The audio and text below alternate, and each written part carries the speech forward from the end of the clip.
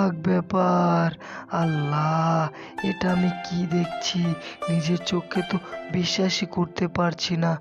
এও সম্ভব! বেগুন গাছে কিভাবে ইলিশ মাছ হয়! কত বড় বড়, কত সুন্দর সুন্দর ইলিশ মাছ হয়েছে! দেখেই তো মন শান্তি হয়ে গিয়েছে। সবই আল্লাহর নিয়ামত, সবই আল্লাহর লীলা খেলা।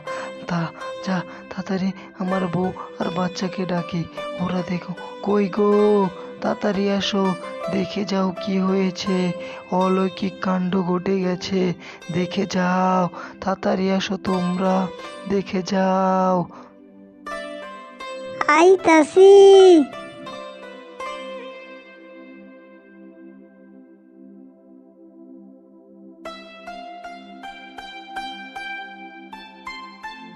এটা কিভাবে সম্ভব? হ্যাঁ, বেগুন গাছে